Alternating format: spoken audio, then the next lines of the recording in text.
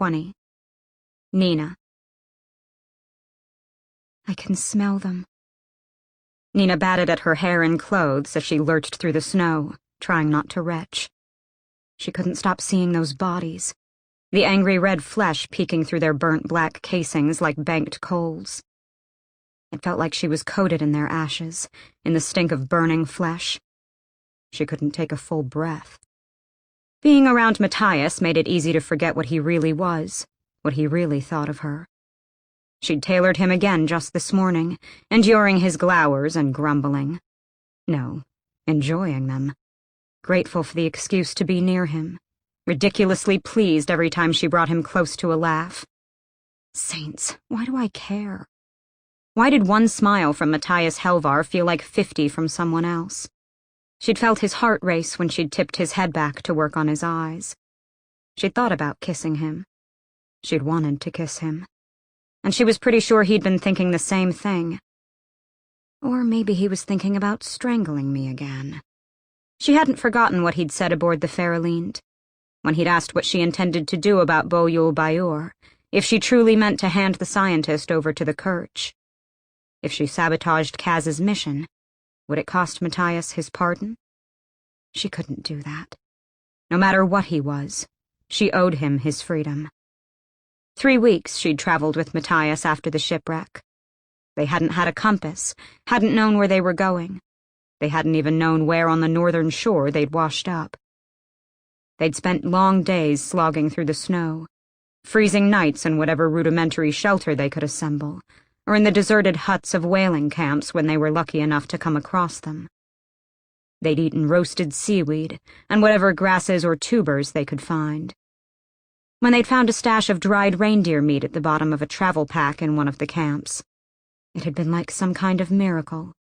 They'd gnawed on it in mute bliss, feeling nearly drunk on its flavor.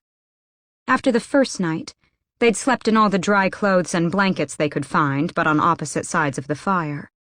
If they didn't have wood or kindling, they curled against one another, barely touching. But by morning they'd be pressed together, breathing in tandem, cocooned in muzzy sleep, a single crescent moon. Every morning he complained that she was impossible to wake. It's like trying to raise a corpse. The dead request 5 more minutes, she would say, and bury her head in the furs. He'd stomp around, packing their few things as loudly as possible, grumbling to himself. Lazy, ridiculous, selfish. Until she finally roused herself and set about preparing for the day. What's the first thing you're going to do when you get home?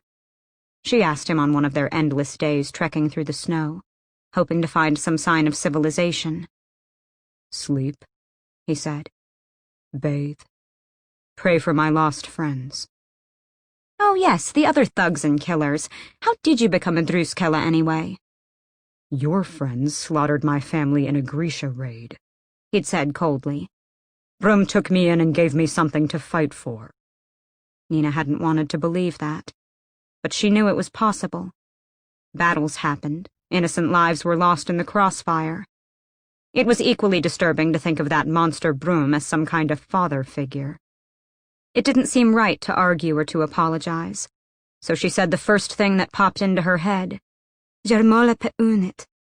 In il murdjanej afatrohem verit. I have been made to protect you. Only in death will I be kept from this oath. Matthias had stared at her in shock. That's the Druskella oath to Flirt. How do you know those words? I tried to learn as much about Flirt as I could. Why? She'd wavered, then said, So I wouldn't fear you. You don't seem afraid. Are you afraid of me? She'd asked. No, he'd said. And he'd sounded almost surprised. He'd claimed before that he didn't fear her. This time she believed him. She tried to remind herself that wasn't a good thing. They'd walked on for a while, and then he'd asked, What's the first thing you're going to do? Eat. Eat what? Everything. Stuffed cabbage, potato dumplings, black currant cakes, blini with lemon zest. I can't wait to see Zoya's face when I come walking into the little palace. Zoya Nazyalensky? Nina had stopped short. You know her? We all know of her. She's a powerful witch. It had hit her then. For the Druskala, Zoya was a little like Jarl Brum. Cruel, inhuman, the thing that waited in the dark with death in her hands. Zoya was this boy's monster. The thought left her uneasy. How did you get out of the cages? Nina blinked. What? On the ship. You were bound and in cages. The water cup. The handle broke and the lip was jagged beneath. We used it to cut through our bonds. Once our hands were free. Nina trailed off awkwardly. Matthias' brow lowered. You were planning to attack us. We were going to make our move that night. But then the storm hit. Yes. A squaller and a fabricator had smashed a hole right through the deck, and they'd swum free. But had any of them survived the icy waters? Had they managed to make their way to land? She shivered. If they hadn't discovered the cup's secret, she would have drowned in a cage.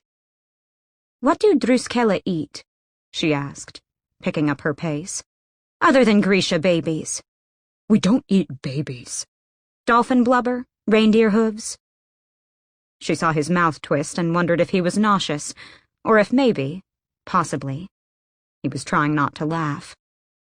We eat a lot of fish. Herring, salt cod, and yes, reindeer, but not the hooves. How about cake? What about it? I'm very keen on cake. I'm wondering if we can find some common ground. He shrugged. Oh, come on, Druskala, she said. They still hadn't exchanged names, and she wasn't sure they should. Eventually, if they survived, they would reach a town or village. She didn't know what would happen then, but the less he knew about her, the better, in any case. You're not giving up Fjerdan government secrets. I just want to know why you don't like cake. I do like cake, but we're not permitted sweets. Anyone? Or just Druskala? Druskala.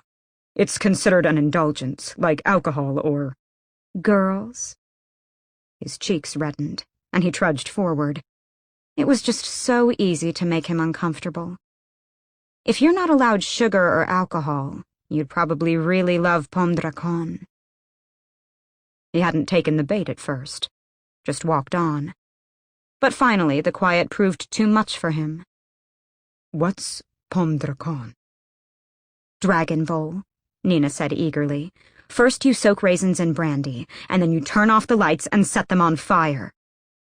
Why? To make it hard to grab them. What do you do once you have them? You eat them. Don't they burn your tongue? Sure, but then why would you— Because it's fun, dummy. You know, fun. There's a word for it in Fjerdan, so you must be familiar with the term. I have plenty of fun. All right. What do you do for fun? And that was the way they went on, snipping at each other, just like that first night in the water, keeping each other alive, refusing to acknowledge that they were growing weaker, that if they didn't find a real town soon, they weren't going to last much longer. There were days when their hunger and the glare off the northern ice had them moving in circles, backtracking, faltering over their own steps. But they never spoke of it, never said the word lost, as if they both knew that would somehow be admitting defeat. Why don't Fjerdans let girls fight? She asked him one night, as they'd lain curled beneath a lean-to, the cold palpable through the skins they'd laid on the ground. They don't want to fight. How do you know? Have you ever asked one? Fjerdan women are to be venerated, protected. That's probably a wise policy. He'd known her well enough by then to be surprised. It is? Think how embarrassing it would be for you when you got trounced by a Fjerdan girl. He snorted. I'd love to see you get beaten by a girl, she said happily. Not in this lifetime. Well, I guess I won't get to see it. I'll just get to live the moment when I knock you on your ass. This time he did laugh. A proper laugh that she could feel through her back. Saints, Fjerdan. I didn't know you could laugh. Careful now. Take it slow. I enjoy your arrogance, Truja. Now she laughed. That may be the worst compliment I've received. Do you never doubt yourself? All the time, she'd said as she slid into sleep. I just don't show it. The next morning, they picked their way across an ice field splintered by jagged crevices, keeping to the solid expanses between the deadly rifts, and arguing about Nina's sleeping habits. How can you call yourself a soldier? You'd sleep until noon if I let you. What does that have to do with anything?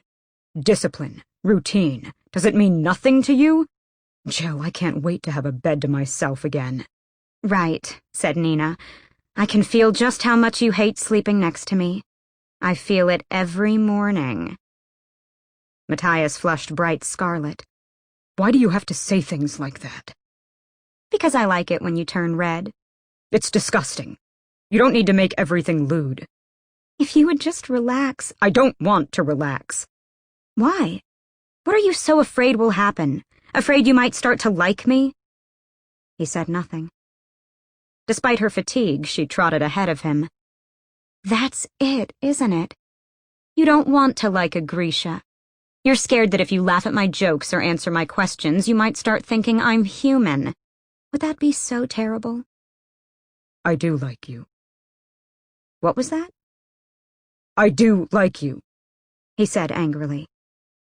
She'd beamed, feeling a well of pleasure erupt through her. Now really, is that so bad?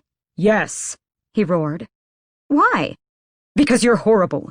You're loud and lewd and treacherous. Broom warned us that Grisha could be charming. Oh, I see. I'm the wicked Grisha seductress. I have beguiled you with my Grisha wiles. She poked him in the chest. Stop that. No, I'm beguiling you. Quit it. She danced around him in the snow, poking his chest, his stomach, his side. Goodness, you're very solid. This is strenuous work. He started to laugh. It's working. The beguiling has begun. The Fjerden has fallen. You are powerless to resist me. You... Nina's voice broke off in a scream as the ice gave way beneath her feet. She threw her hands out blindly, reaching for something, anything that might stop her fall, fingers scraping over ice and rock. The Druskella grabbed her arm, and she cried out as it was nearly wrenched from its socket. She hung there, suspended over nothing, the grip of his fingers the only thing between her and the dark mouth of the ice. For a moment, looking into his eyes, she was certain he was going to let go. Please, she said, tears sliding over her cheeks. He dragged her up over the edge, and slowly they crawled onto more solid ground. They lay on their backs, panting. I was afraid you were going to let me go, she managed. There was a long pause, and then he said, I thought about it. Just for a second. Nina huffed out a little laugh. It's okay, she said at last. I would have thought about it, too. He got to his feet and offered her his hand. I'm Matthias. Nina, she said, taking it. Nice to make your acquaintance. The shipwreck had been more than a year ago, but it felt like no time had passed at all. Part of Nina wanted to go back to the moment before everything had gone wrong, to those long days on the ice when they'd managed to be Nina and Matthias instead of Grisha and Witch Hunter. But the more she thought about it, the more surely she knew there had never been a moment like that. Those 3 weeks were a lie that she and Matthias had built to survive. The truth was the pyre. Nina, Matthias said, jogging up behind her now. Nina, listen to me. You need to stay with the others. Leave me alone. When he took her arm, she whirled and clenched her fist, cutting off the air to his throat. An ordinary man would have released her, but Matthias was a trained Druskella. He seized her other arm and clamped it to her body, bundling her tight to him so she couldn't use her hands. Stop, he said softly. She struggled against his hold, glaring up at him. Let me go. I can't. Not while you're a threat. I will always be a threat to you, Matthias. the corner of his mouth pulled up in a rueful smile. His eyes were almost sorrowful. I know. Slowly, he released her. She stepped back. What will I see when I get to the ice court? She demanded. You're frightened. Yes, she said, chin jutting up defiantly. There was no point denying it. Nina. Tell me. I need to know. Torture chambers? A pyre blazing from a rooftop? They don't use pyres at the court anymore. Then what? Drawing and quartering? Firing squads? Does the royal palace have a view of the gallows? I've had enough of your judgments, Nina. This has to stop. He's right. You can't go on this way. Jesper was standing in the snow with the others. How long had they been there? Had they seen her attack Matthias? Stay out of this, Nina snapped. If you two keep fighting, you're gonna get us all killed, and I have a lot more card games I need to lose. You must find a way to make peace, said Inej, at least for a while. This is not your concern, Matthias growled. Kaz stepped forward, his expression dangerous. It is very much our concern. And watch your tone. Matthias threw up his hands. You've all been taken in by her. This is what she does. She makes you think she's your friend, and then... Inej crossed her arms. Then what? Let it go, Inej. No, Nina, Matthias said. Tell them. You said you were my friend once. Do you remember? He turned to the others. We traveled together for 3 weeks. I saved her life. We saved each other. When we got to Elling, I could have revealed her to the soldiers we saw there at any time, but I didn't. Matthias started pacing, his voice rising, as if the memories were getting the better of him. I borrowed money. I arranged lodging. I was willing to betray everything I believed in for the sake of her safety. When I saw her down to the docks so we could try to book passage, there was a Kirch trader there ready to set sail. Matthias was there again, standing on the docks with her. She could see it in his eyes. Ask her what she did then, this honorable ally, this girl who stands in judgment of me and my kind. No one said a word, but they were watching, waiting. Tell them, Nina, he demanded. They should know how you treat your friends. Nina swallowed, then forced herself to meet their gazes. I told the Kirch that he was a slaver, and that he'd taken me prisoner. I threw myself on their mercy and begged them to help me. I had a seal I'd taken from a slaving ship we'd raided near the Wandering Isle. I used it as proof. She couldn't bear to look at them. Kaz knew, of course. She'd had to tell him the charges she'd made and tried to recant when she was begging for his assistance. But Kaz had never probed, never asked why, never chastised her. In a way, telling Kaz had been a comfort. There could be no judgment from a boy known as Dirty Hands. But now the truth was there for everyone to see. Privately, the Kirch knew slaves moved in and out of the ports of Ketterdam, and most indentures were really slaves by another name. But publicly, they reviled it and were obligated to prosecute all slavers. Nina had known exactly what would happen when she'd branded Matthias with that charge. I didn't understand what was happening, said Matthias. I didn't speak Kirch, but Nina certainly did. They seized me and put me in chains. They tossed me in the brig and kept me there in the dark for weeks while we crossed the sea. The next time I saw daylight was when they led me off the ship in Ketterdam. I had no choice, Nina said, the ache of tears pressing at her throat. You don't know. Just tell me one thing, he said. There was anger in his voice, but she could hear something else, too. A kind of pleading. If you could go back, if you could undo what you did to me, would you? Nina made herself face them. She had her reasons, but did they matter? And who were they to judge her? She straightened her spine, lifted her chin. She was a member of the Dregs, an employee of the White Rose, and occasionally a foolish girl. But before anything else, she was a Grisha and a soldier.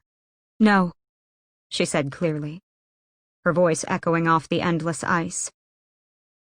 I'd do it all over again. A sudden rumble shook the ground. Nina nearly lost her footing, and she saw Kaz brace himself with his walking stick. They exchanged puzzled glances. Are there fault lines this far north? Wylan asked. Matthias frowned. Not that I know of, but... A slab of earth shot up from beneath Matthias's feet, knocking him to the ground. Another erupted to Nina's right, sending her sprawling. All around them, crooked monoliths of earth and ice burst upward, as if the ground were coming to life. A harsh wind whipped at their faces, snow spinning in flurries. "What the hell is this?" cried Jesper. "Some kind of earthquake!" shouted Inej. "No," said Nina, pointing to a dark spot that seemed to be floating in the sky, unaffected by the howling wind. "We're under attack." Nina crawled on hands and knees, seeking some kind of shelter. She thought she might well have lost her mind. There was someone in the air, hovering in the sky high above her. She was watching someone fly. Grisha squallers could control current. She'd even seen them play at tossing each other into the air at the little palace. But the level of finesse and power it took to maintain controlled flight was unthinkable. At least it had been, until now. Jurda Parem. She hadn't quite believed Kaz. Maybe she'd even suspected him of outright lying to her about what he'd seen just to get her to do the job. But unless she'd taken a blow to the head she didn't remember, this was real.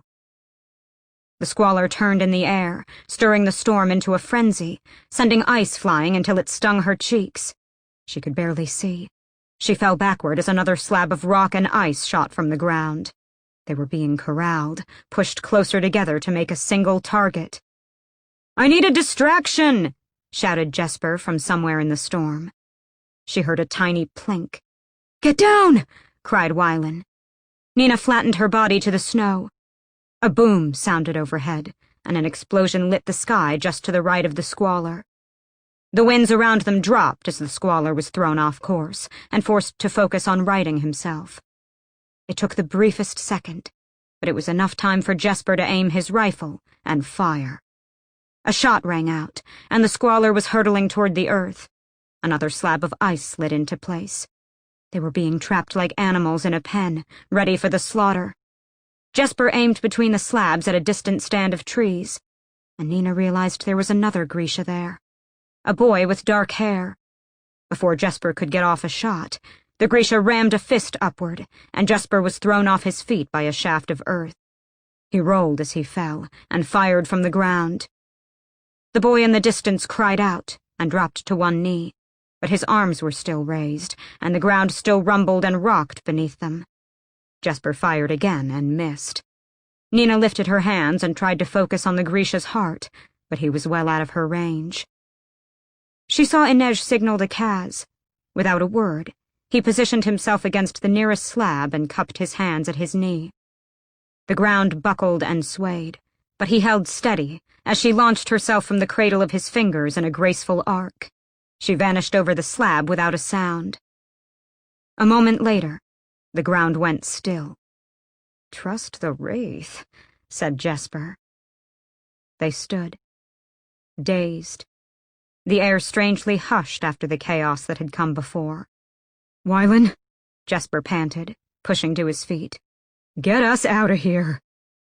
Wylan nodded, pulling a putty-colored lump from his pack, and gently placed it against the nearest rock. "Everybody down," he instructed. They crouched together in a cluster as far away as the enclosure would permit. Wylan slapped his hand against the explosive and dove away, careening into Matthias and Jesper as they all covered their ears. Nothing happened. "Are you kidding me?" said Jesper. Boom! The slab exploded. Ice and bits of rock rained down over their heads. Wylan was covered in dust and wearing a slightly dazed, deliriously happy expression. Nina started to laugh.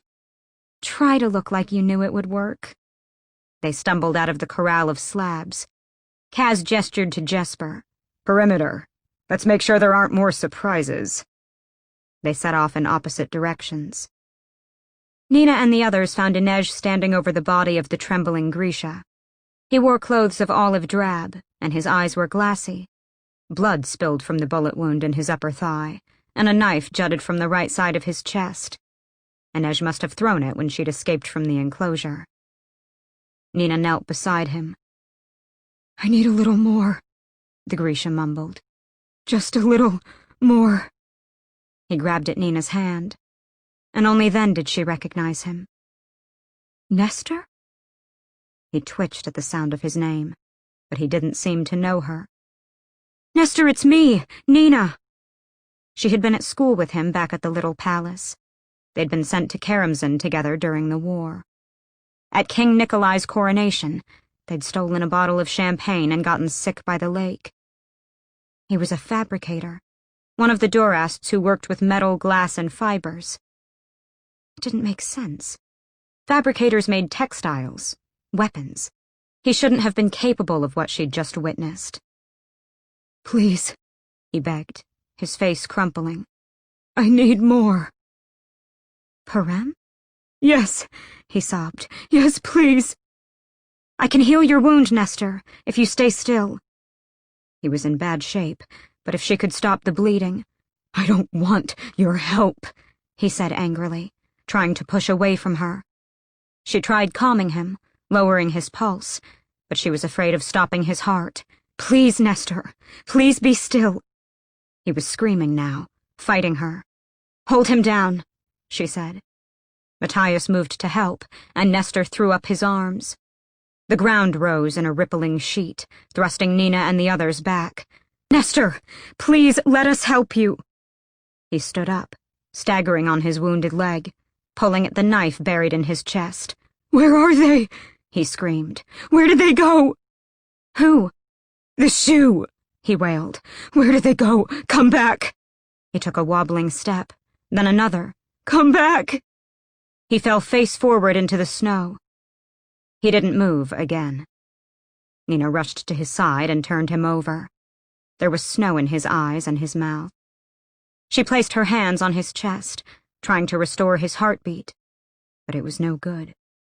If he hadn't been ravaged by the drug, he might have survived his wounds. But his body was weak, the skin tight to his bones, and so pale it seemed transparent. This isn't right, Nina thought miserably.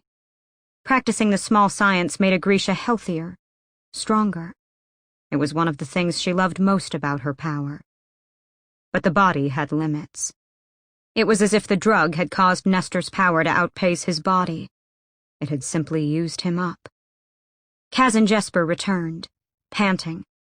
"Anything?" asked Matthias. Jesper nodded.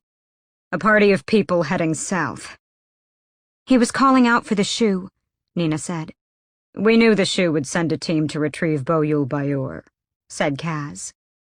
Jesper looked down at Nestor's motionless body. "But we didn't know they'd send Grisha.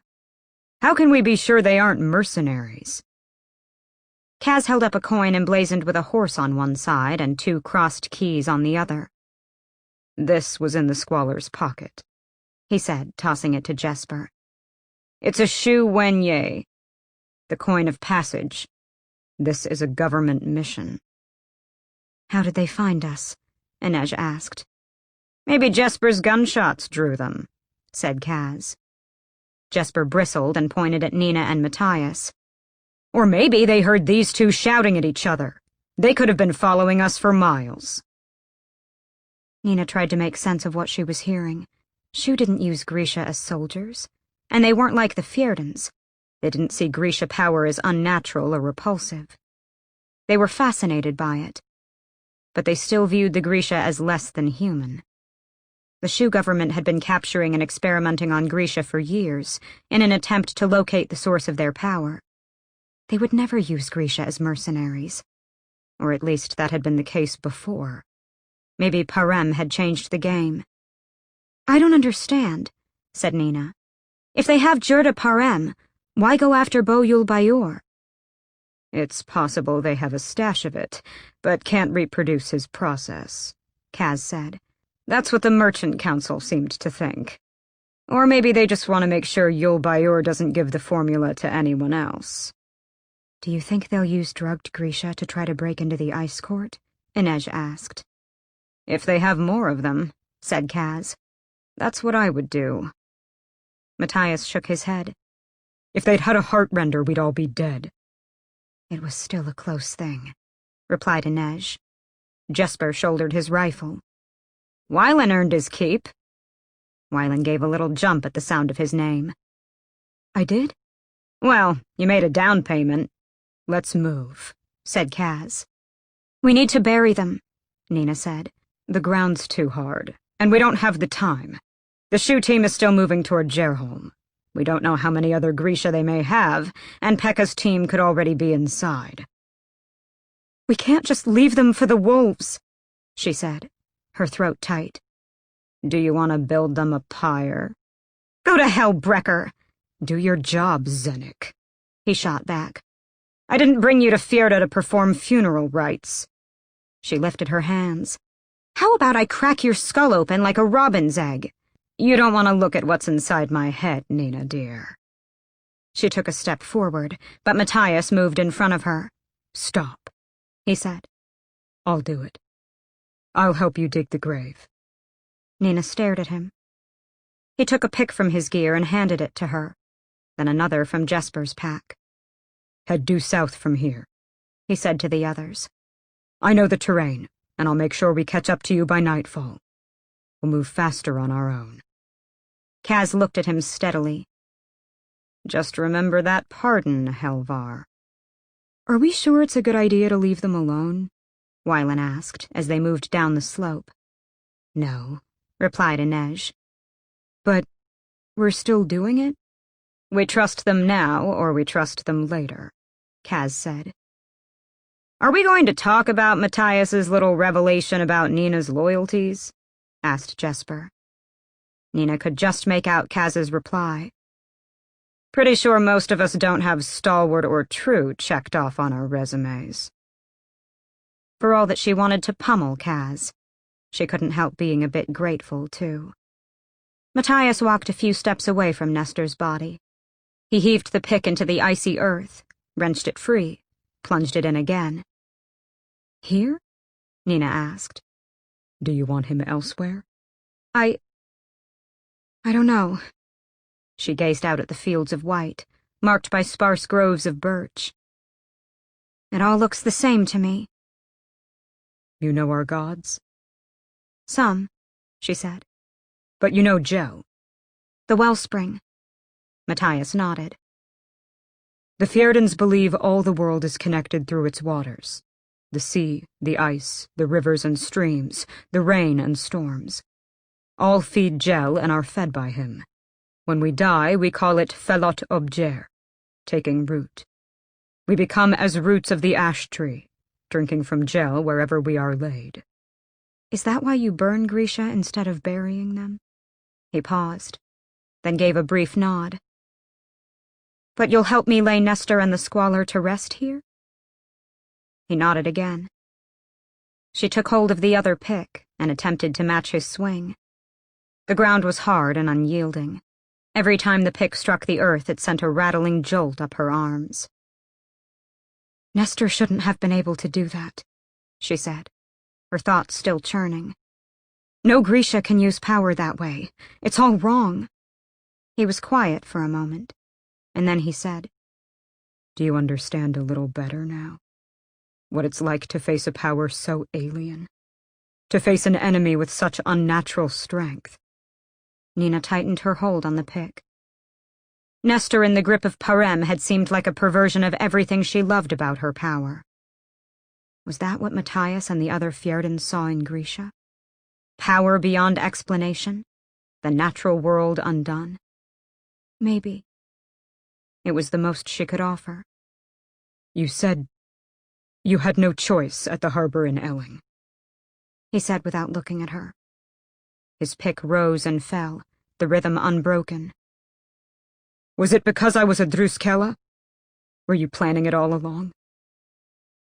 Nina remembered their last real day together, the elation they'd felt when they'd crested a steep hill and seen the port town spread out below. She'd been shocked to hear Matthias say, "I am almost sorry, Nina." "Almost?" "I'm too hungry to really be sorry." "At last you succumb to my influence. But how are we going to eat without any money?" she asked as they headed down the hill. "I may have to sell your pretty hair to a wig shop for cash." "Don't get ideas," he'd said with a laugh. His laughter had come more easily as they'd traveled, as if he were becoming fluent in a new language. "If this is Elling, I should be able to find us lodging." She'd stopped then, the truth of their situation returning to her with terrible clarity. She was deep in enemy territory with no allies, but a Druskella who'd thrown her in a cage only a few weeks earlier. But before she could speak, Matthias had said, "I owe you my life, Nina Zenek. We will get you safely home." She'd been surprised at how easy it was to trust him, and he'd trusted her too. Now she swung her pick, felt the impact reverberate up her arms and into her shoulders, and said, "There were Grisha in Elling." He halted mid-swing. "What?" "They were spies doing reconnaissance work in the port. They saw me enter the main square with you and recognized me from the little palace. One of them recognized you too, Matthias. He knew you from a skirmish near the border." Matthias remained still. "They waylaid me when you went to speak to the manager of the boarding house," Nina continued. "I convinced them I was undercover there too. They wanted to take you prisoner, but I told them that you weren't alone, that it would be too risky to try to capture you right away. I promised I would bring you to them the next day." "Why didn't you just tell me?" Nina tossed down her pick. "Tell you there were Grisha spies in Elling? You might have made your peace with me, but you can't expect me to believe you wouldn't have revealed them." He looked away, a muscle twitching in his jaw, and she knew she'd spoken truth. "That morning," he said, "on the docks." "I had to get us both away from Elling as fast as I could. I thought if I could just find us a vessel to stow away on. But the Grisha must have been watching the boarding house and seen us leave. When they showed up on the docks, I knew they were coming for you, Matthias. If they'd captured you, you would have been taken to Ravka, interrogated, maybe executed. I spotted the Kurt trader. You know their laws on slaving." "Of course I do," he said bitterly. "I made the charge. I begged them to save me. I knew they'd have to take you into custody and bring us safely to Kerch. I didn't know... Matthias, I didn't know they'd throw you in Hellgate." His eyes were hard when he faced her, his knuckles white on the handle of his pick. "Why didn't you speak up? Why didn't you tell the truth when we arrived in Ketterdam?" "I tried. I swear it. I tried to recant. They wouldn't let me see a judge. They wouldn't let me see you. I couldn't explain the seal from the slaver or why I'd made the charges, not without revealing Ravka's intelligence operations. I would have compromised Grisha still in the field. I would have been sentencing them to death." "So you left me to rot in Hellgate?" "I could have gone home to Ravka. Saints, I wanted to. But I stayed in Ketterdam. I gave up my wages for bribes, petitioned the court." "You did everything but tell the truth." She'd meant to be gentle, apologetic, to tell him that she'd thought of him every night and every day. But the image of the pyre was still fresh in her mind. "I was trying to protect my people you've spent your life trying to exterminate." He gave a rueful laugh, turning the pick over in his hands. "Wanden ostrom in kenden sorum." It was the first part of a Flirt saying. The water hears and understands. It sounded kind enough. But Matthias knew that Nina would be familiar with the rest of it. "Isen the bestrum," she finished. The water hears and understands. The ice does not forgive. "And what will you do now, Nina? Will you betray the people you call friends again, for the sake of the Grisha?" "What?" You can't tell me you intend to let Bo-Yul-Bayur live. He knew her well. With every new thing she'd learned of Jurda Parem, she'd been more certain that the only way to protect Grisha was to end the scientist's life. She thought of Nestor begging with his last breath for his shoe masters to return. I can't bear the thought of my people being slaves, she admitted. But we have a debt to settle, Matthias. The pardon is my penance. And I won't be the person who keeps you from your freedom again. I don't want the pardon. She stared at him. But maybe your people would become slaves. Or maybe they would become an unstoppable force. If Yul-Bayur lives and the secret of Jurda Parem becomes known, anything is possible. For a long moment, they held each other's gaze. The sun sat low in the sky, light falling in golden shafts across the snow. She could see the blonde of Matthias's lashes peeking through the black antimony she had used to strain them. She'd have to tailor him again soon. In those days after the shipwreck, she and Matthias had formed an uneasy truce. What had grown up between them had been something fiercer than affection. An understanding that they were both soldiers, that in another life they might have been allies instead of enemies. She felt that now. It would mean betraying the others, she said. They won't get their pay from the Merchant Council. True. And Kaz will kill us both. If he learns the truth. Have you tried lying to Kaz Brecker? Matthias shrugged. Then we die as we lived. Nina looked at Nestor's emaciated form. For a cause. We are of one mind in this, said Matthias. Bo-Yul-Bayur will not leave the ice court alive. The deal is the deal, she said in Kerch, the language of trade, a tongue that belonged to neither of them. The deal is the deal, he replied. Matthias swung his pick and brought it down in a hard arc, a kind of declaration. She hefted her pick and did the same. Without another word, they returned to the work of the grave, falling into a determined rhythm. Kaz was right about one thing, at least. She and Matthias had finally found something to agree on.